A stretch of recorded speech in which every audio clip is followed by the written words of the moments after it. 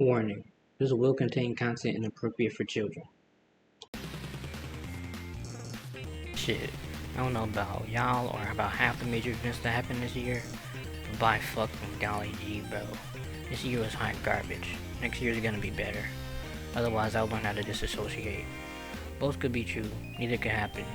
But this year I played video games, watched movies, watched shows, got better at writing, gained a name, shed more tears than I have in my entire life, and with other shit I don't remember. Here's the things I've consumed this year.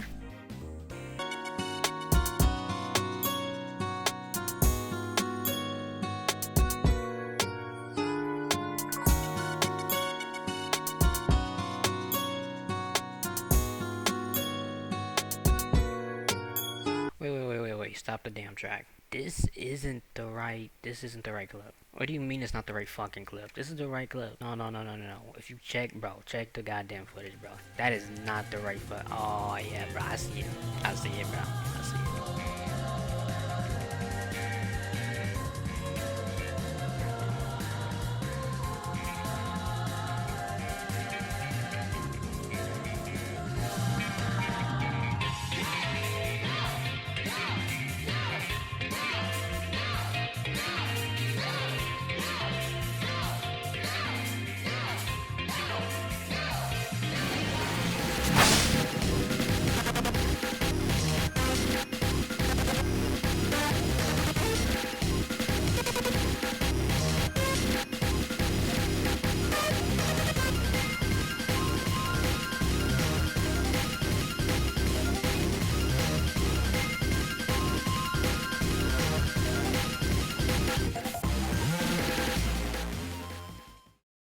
Starting off with my game of the year, Thing of the Future.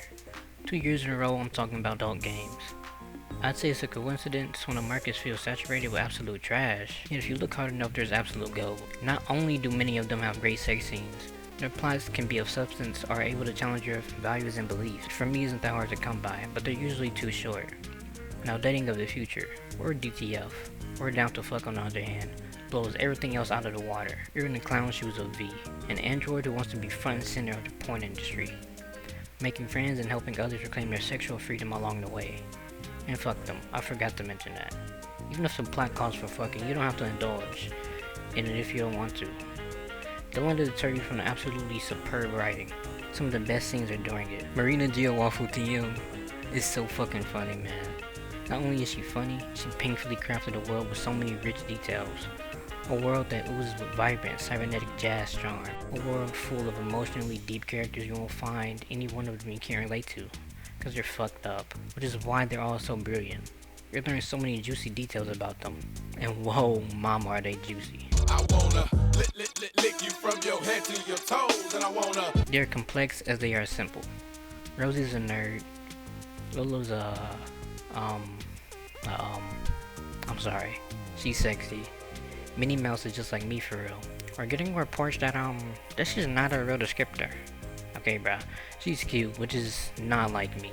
Callie is funny. This fucker stole my heart and my balls. And she's not giving them back. Come on, man. Sanja is meow. Meow. Not to be trifled with. B is my fucking goat. The one that will remain unseen is jaw-droppingly gorgeous. And is just a tiny bit stupid. No, not you, Tripod. Emma's sly and he the homie. In the later routes this game will consistently creep into your mind. It pulls no punches, handling topics, and will hit you with bangers very often. Not a single miss in this OST. This is my favorite game that came out this year. Granted, I didn't play much of what came out this year. Yes, I was a playtester for this. Yes, the people in the Discord are delightful nerds. Yes, this game made me realize I'm not that perverted. And if I was, it'd be okay, because I'm not doing nothing fucking insane. Yes, this game is fucking amazing. Yes, you should go play this. Yes, there is a demo. They what? They want me in the city at night? Too fucking bad. I started Cyberpunk 2077 in November of last year, but finished it in January. I'm super lucky to have gotten this game after Phantom Liberty came out, because it's more what you already love and contains the best story the city has to offer. 2077 is mainly about Night City. You'll easily grow accustomed to its residents with its various lifestyles and dreams that lead people here. You're one of those dreamers, but by the end you'll be a legend. You'll think Night City is all about blood and misfortune, but you'll find countless lifelong friends and happy moments here. Combat is fucking mingy. I'm cutting dickheads like I was Jack the Ripper himself. I'm popping heads like it was 2023. We're burning rubber like I was Speed Racer. In the streets, not the streets, not the streets. Might have been my settings, but there was only 5 times where the combat reached its highest highs. They were so fucking Nova. Any other time it was still satisfying. We were having way too much fun with how some of the residents talk. They can't stop talking about dick and balls. Bitches are like, I can't do dick. Like, what are we talking about, man? Freedom Liberty elevates the great experience to a phenomenal one. It's a very tragic story in whichever ending you get, but its tension is emotionally gripping throughout, even now just thinking about it. Surprisingly, I picked it back up months later to take pictures. That alone doubled my playtime, doubled my photos, and my photo taking skills improved tenfold. That, or the Yuri goddesses themselves bestowed upon me the almighty power to make my most Yuriful dreams come true. It really came through for me and Somi, because some of these are so fucking insane, man. I was concerned I'd never be able to do it again, but then I did it again, and a fucking again. Mind you, without mods, it's cyber fucking psycho, dude. But the hours were amazingly spent. Wandering around Night City looking for spots, climbing spots, coming up with ideas, painfully crafting a satisfying shot. Not to mention, I finally fucking made an edit for the game, but I can't play it because YouTube will strike me down. Just know it's all about V. She's the shit. If you know anything about movie tie-in games, they're usually not that good. Fortunately for us, Speed Racer's still on fucking time, baby! You ever wanted to drive backwards for no reason? Do a backflip? Well, now you can in Speed Racer the video game. This game is so fucking cool. The machine is the weapon of destruction and the vessel of acceleration. Focusing more on combat, Carrefour is where this game shines. Bumping, spinning, barrel rolling, slamming, even flipping over other racers. You have all of these options for mayhem, yet so does your competition. This is how you get those moments from the movie itself. Knowing what to do next will seal your fate. I can't tell you how many times I got torpedoed in my ass before I dodged them. Too many times drivers have styled on me. Eventually, oh yeah, I understand it now. And fucked them in their ass. Yes sir, how it feel. It's positively gratifying hitting them, and utterly devastating when you see them start to flat spin at you, when all you can do is let it happen. Coupled with the fitting soundtrack that's literally telling you to go, go, go. It's an experience unlike any other. Only bad thing about the game is that since Carrefour's the focus, the tracks aren't turn heavy, so you can't do cool shit like this all the time. But it doesn't hurt because of how fun it is to flip people over. This might be a crazy entry considering I've only played for about 50 hours, and somehow I don't despise the game after all that time. Street Fighter V. Taking the things I've learned from 6 made it easier to learn this game, even if I disregard the EX moves and only use critical arts. It's still an enjoyable time. Can finally play it after watching way too many YouTube videos of it online. The character just called to me. There are 2 wolves inside of me. One wants to play the Egyptian ball-wielding cat girl, the other wants to wield the unshakable presidential power. Alas, I surprisingly took to a fiery cop. Wait, don't shoot me. And a nimble wrestler. The biggest negative besides the netcode is how ugly the game looks sometimes. Yet somehow Manette is jaw-droppingly gorgeous in this game. I don't know how they did it. As much as I'm drawn to her, I don't think you could pay me to play this giveaway playstyle for more than 15 minutes. But it still might be possible to play her in a different way. I will keep trying because she's everything and more. Now, the president of the world is so fucking hype. He can work a crowd and has a kit that buffs his moves whenever you get a knockdown. He's hella cool, but his inputs aren't. So I picked an easier character to learn the game. It's Lucia. Yeah, I know, a very simple character, but she's gratifying to play. Love hitting my corner-to-corner combo on people, plus kicking fireballs with your legs. How is that not cool? For shits and giggles, I decided, what if I decided to try a grappler? Considering I'm not too good at playing slow, someone that can move faster and grab me by my legs and spin me around. Why is she so fun to play? I had to stop myself from playing her after so many times. I still want to walk up and command grab people, but it's a god in this game. I hate Sagat. I hope by the time I play this game again, I know the joy of playing Manette, and that there are people still playing this. After all this time, they finally released Final Fantasy Rebirth on PC. Let me tell you, it was 68 hours of non-stop fucking pig, bro. Cloud, my main man, has finally opened up to the game. Just in many ways that aren't the good ways, but the best part is that you can tell that he's trying. He's actually getting better at it. So the bonding moments in this game are very precious and meaningful. That and more Aerith. I love Aerith. But seriously, the Materia Huntress herself finally graced the party with her presence. By far the highest of highs besides the set piece in overall journey across the lands is Yuffie. She's rivetingly charming. I stopped there about her, but she is so fucking cool to play. Sure, we got the unrelenting fury of Tifa and the raw strength of Cloud, but Yuffie, she has so many fucking tools under her belt. She has every element in her kit by default. She can switch to close range and long range on a dime. She is fast and is deft at dodging. She's damn near the jack of all trades in the game where anyone can be one. But what I really love is Doppelganger, baby. You thought one Yuffie was enough? No, nigga, we got two of them on the battlefield. It's wicked. The only thing that was grating was one dungeon they had you do a boring minigame and had to take a week-long break. That and ultimate attacks you can't avoid at all. But it's fine since they added perfect blocking. Can't wait for a reunion. We get to find out if FF7 has the perfect party. I don't know if Sid and Vincent are goated like the rest yet. So Queen's Blood is kinda tight. I can't put it into words of how much this game means to me, but I will do so horribly. Get in the car, loser. It's a game where the world is filled with hatred and fear, not the machine devil is getting close to awakening. The times are uncertain, but you can worry about that later. You have a pretty girl to impress. Impress you shall as you and your gang drive to combat the machine devil. This game is so fucking gay, man. I don't know how to sell anyone on this game other than it's gay as fuck with a girly pop aesthetic and high characters. Uniquely, the entire journey takes place in a car. Besides fighting and stopping for gas here in the car, making for weird mishaps like running out of fuel because you got carried away reading the charming dialogue, mental breakdown, these nuts jokes, and more, all on the open road. Opting out of using turn-based combat, it uses button presses to determine which character will act. Similar to Valkyrie profile, but this game takes way more menuing. If you don't abide and prepare, fights will take longer than they have to. Particularly boss fights. This game will not hold back if you don't abide by its rules. Moves don't vary too much until you play one of the DLCs. The moves become so much more than just replaceable as the game would have you think. The music tracks are pretty sparse, but everything you hear is a hit. Even if you're saving the world, a lot of the journey is spent having fun, bonding, and growing. I love those moments. I wish what I love stopped there. The combat sprites are cute, but the portraits really sell home the interaction between our fruity gang, coming together to make exquisite vibes you can't get anywhere else. I still wouldn't be able to claim my favorite character of all time if it weren't for this game. Standing before you is none other than the Gotham Mega Bass Sam, unfortunately named Anon. Yes, that is her last name. My adoration for her has no bounds, because she's insanely relatable, while being proof that God exists and she is smoking hot. Seriously though, she gives me hope. I hope that has been lost for years. She makes it easier to imagine a future with me in it. Maybe not one with my butt crack visible, but one nonetheless. Starting off with what I watched. Daria. Whenever I consume media like this, I get that feeling that I missed this when I was younger. Or that I should have had something relating to this, you know. Daria's apathetic nature with her wacky adventures always make for a nice time. The jokes land consistently, and half of the characters are just as grating as Daria thinks, making the ones you like stick out like a sore thumb. I made it far into season 3. Not sure if I'll ever finish it though. I never pick favorites when it comes to my favorites, but Abbott Elementary might take the cake. Being in a rut whenever I started it initially, it never failed to make me feel better. So I caught up in under a month, which is 3 seasons and 11 episodes at that time. Which is crazy since I hardly ever watch anything besides anime. Even then it's not much. Effortlessly funny and always entertaining. It deserves all the love and more. Gregory and Melissa on top. I'd do any fucking thing so Pixar can be free from Disney's clutches. In a measly 8 episodes.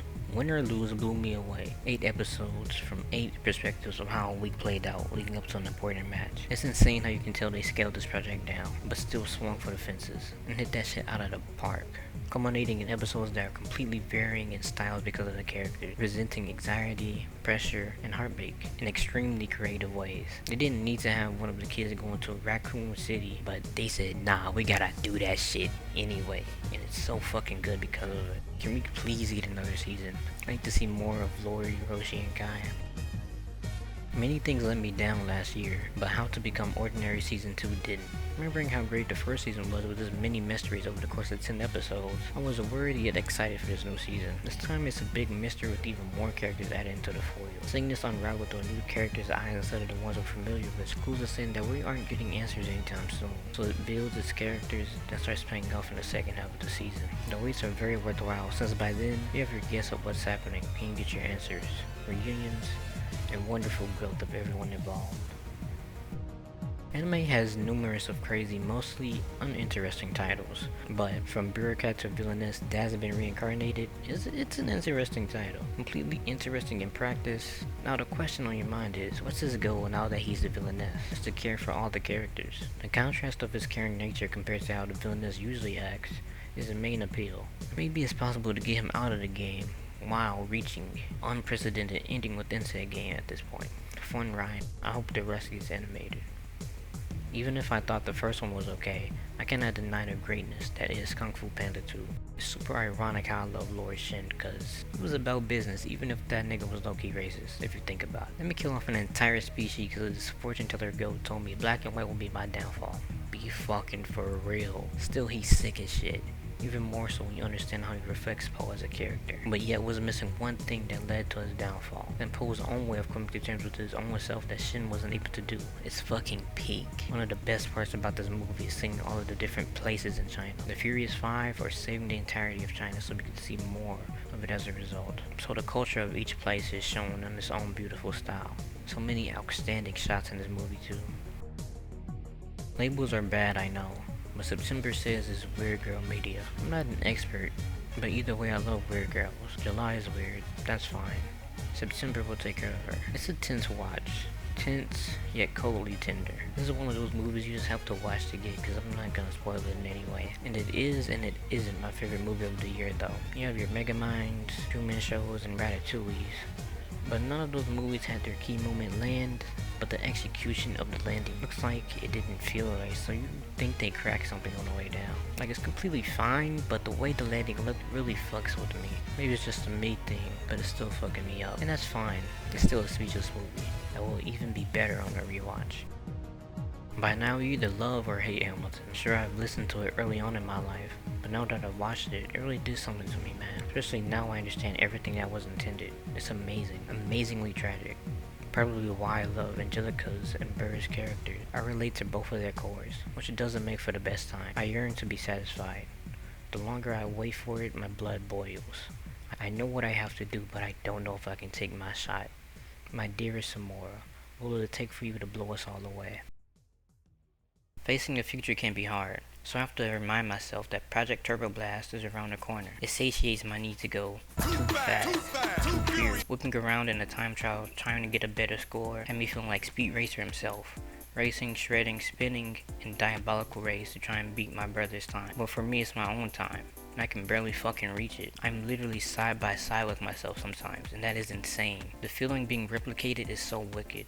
Going at high speeds, not letting go of the accelerator when you know you need it for a turn, but yet you need to beat the time. Question is, at that split moment that you see yourself as, can I finally do it? Will I get ahead in this next turn? Will these hours of getting better by a mere 0.5 seconds be reproduced again by yourself? You're either letting it bounce in your head or already out of the competition when you have your answer on that specific try. I've raced this track over 200 times, but I've yet to think I can't go any faster, so I go back in and endlessly rip my tires for a goal that precedes me. I have to do better. Shit's still subject to change, but off-rip is going for a slick style that's about hitting those turns, not spinning, flying, or knocking other drivers off the track. So it's nice to have. Hopefully it's able to dethrone Jack X Combat Racing as my top racer.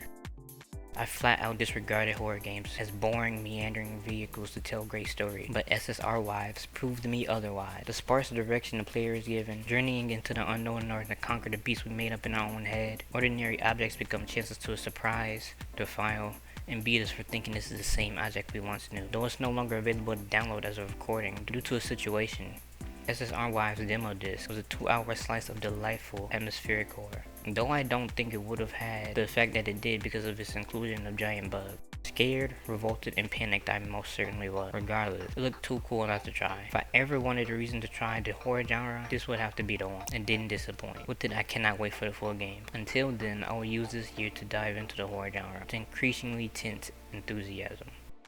Capcom is one of my favorite developers as of late, yet whenever I saw Pragmata footage I couldn't care. But you give me a demo to try out, now we're talking. So far I can kinda care for Diana. Hugh seems like fun, and the overall story, not that there's much to glean of as of yet, doesn't interest me. But working with the framework of RE4 gameplay with some hacking, this game has some huge potential in that department, and I am intrigued to see how it'll go considering the game is fun. Weighted just enough, yet very mobile compared to RE4 itself. For a short demo, this game seemed like it's gonna be pretty hype. Here are my honorable mentions. Binary Domain, Uptown Girls, Let's Go Karaoke, and Batman. After all the hours spent on PlayStation 4, somehow Warframe is still the same at its core, and I love that. But with the 1999 update, We get to have romances in game with these hot ass characters, and they cooked. There were a ton of things I had to do to get there, but it was worth it.